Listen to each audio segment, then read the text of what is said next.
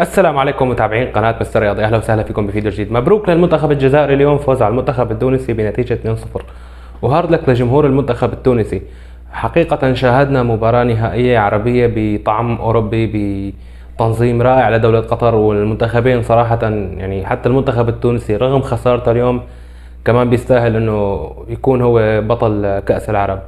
لكن المنتخب الجزائري من اول مباراة بكأس العرب مقنع لحد للنهائية، منتخب مقنع.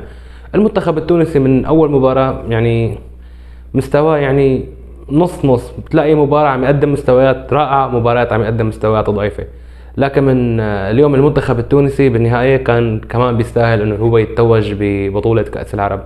لكن المنتخب الجزائري بيمتاز بقوة دفاعية وسرعة المنتخب الجزائري، صراحة هجوم سريع عنده، ومثل ما قلنا هارد لك للمنتخب التونسي ومبروك الفوز للمنتخب الجزائري. صراحة المباراة اليوم كان فيها توترات كبيرة يعني بين اللاعبين، وفيها تدخلات عنيفة من بين اللاعبين، لكن ما شاهدنا ولا انذار احمر لاي لاعب بالمباراة.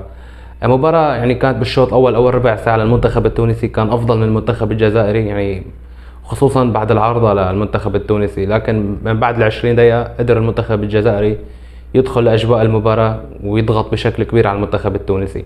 صراحة يعني المنتخب الجزائري كان بيقدر ينهي الشوط الأول أقل شيء بنتيجة 2-0، لكن لسوء حظ هجوم المنتخب الجزائري اليوم بالشوط الأول ما كان بيوم. يعني فرصة لمزياني بالشوط الأول هو والحارس ضاعت، يعني هي هجمة جول 100%. وبالشوط الثاني يعني شاهدنا هجمة بهجمة، يعني الفريقين كانوا خايفين، خصوصا آخر 20 أو 25 دقيقة الفريقين خايفين وما عم بيهاجموا مثل بداية المباراة. يعني كانوا عم يلعبوا انه المباراة تنتهي بالتعادل ونفوت على اشواط اضافية، وفعلا المباراة انتهت بالتعادل وفتنا على اشواط اضافية. بالاشواط الاضافية كمان كنا عم نشوف هجمة بهجمة، لكن المنتخب التونسي بالاشواط الاضافية تراجع شوي.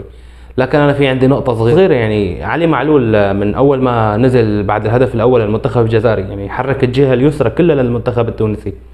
فليش المدرب التونسي يعني مستبعد علي معلول من التشكيلة الأساسية دائما؟ من أول مباراة بالبطولة لحد الآن علي معلول ما عم يلعب بشكل أساسي. يعني صراحة اليوم لما دخل علي معلول الجهة اليسرى للمنتخب التونسي صارت أفضل، وصرنا نشوف هجمات عن طريق علي معلول. الجول الأول للاعب أمير سعيود يعني جول ولا أروع، يعني هدف ممتاز. يعني أي حارس بالعالم مستحيل يقدر يجيب الجول الأول. لكن الهدف الثاني للمنتخب الجزائري يعني انا بظن الحكم بالغ، يعني المباراة الوقت الاصلي انتهى فيها، رغم هيك الحكم عم بيعطي هجمات لحد الدقيقة الرابعة. الحكم ما صفر مع انه انتهى الوقت الاصلي اللي هو 3 دقائق، وبهالدقيقة الرابعة المنتخب الجزائري قدر يجيب جول ثاني وينهي المباراة. يعني المباراة منتهية اصلا يعني، بس ما بعرف ليش زود دقيقة زيادة الحكم. يعني هذا الهدف الثاني للمنتخب الجزائري بفضل الحكم صراحة، لأن بالغ بزيادة الوقت لأن الوقت الأصلي انتهى. فمبروك للمنتخب الجزائري وهارد لك للمنتخب التونسي.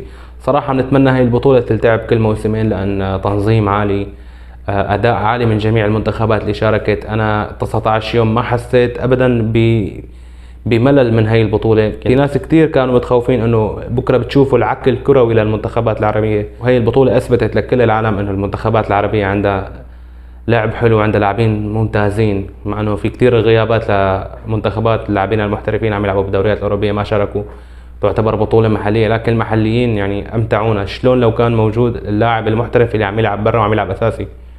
ف راح تكون بطولة نار. بنتمنى هاي البطولة تستمر، يعني كل موسمين اقل شيء تلتعب هاي البطولة، لان صراحة بطولة ممتعة.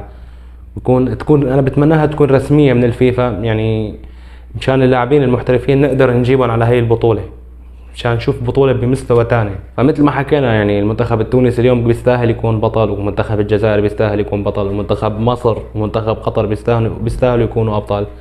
يعني المنتخبات العربية يعني شرفتنا كلياتنا بأداء عالي وبلعب وتنظيم، خصوصا دولة قطر بتنظيم ولا أروع، بملاعب ولا أروع. بطولة من تنظيم، من أداء، من لعب، من منتخبات، يعني بطولة ناجحة فوق 100%، يعني ممتازة. فهارد لك للمنتخب التونسي، مبروك للمنتخب الجزائري. ولهون اخواتي بدي انهي فيديو اليوم، بتمنى يكون نال اعجابكم، ولا تنسونا من اللايك والاشتراك بالقناة. وكان معكم اخوكم ماهر من قناة مستر رياضي. السلام عليكم.